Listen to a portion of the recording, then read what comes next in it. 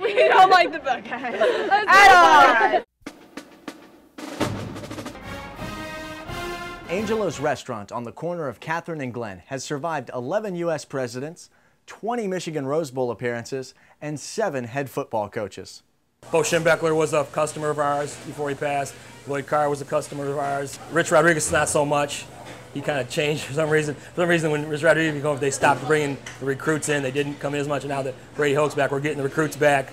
As Angelo's goes, so goes Ann Arbor. We've been coming to Angelo's for 17 years, I believe. We've been following Michigan football, coming in for every home game for the last 17 years.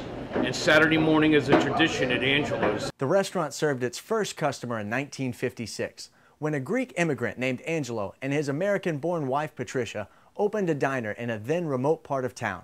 It was actually called Angelo's before he bought it, so that made things simpler.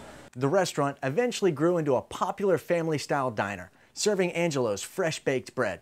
My dad used to just make white bread, and one day a person came in and suggested maybe that, he tried throwing raisins in and he threw them in.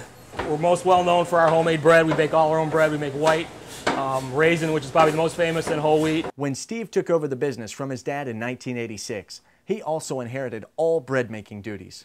Like yesterday, for instance, I baked, because it was Saturday and we had a busy Friday, I baked probably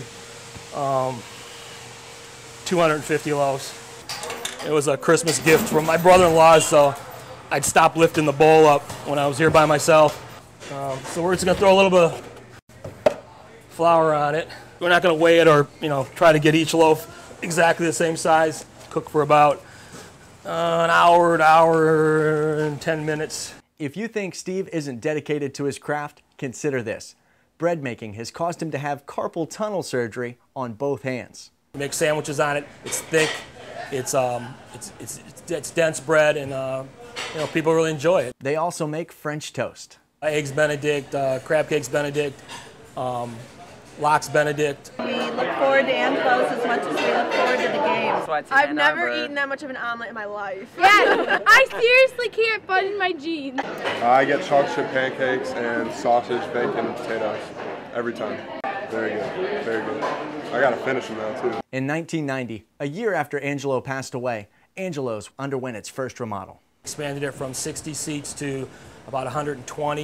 In 1993, they then added Angelo's on the side. There were coffee shops going in Ann Arbor, and we decided to expand on the takeout business that he had here already. And then in 1995, we added the bakery, which connects both of them together. But some things never change.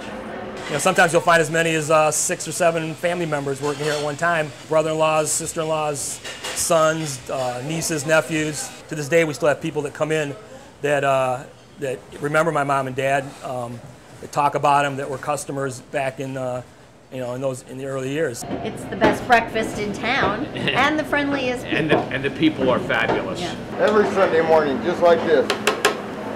These are chocolate chip waffles. You can't beat dessert for breakfast. There's nothing better.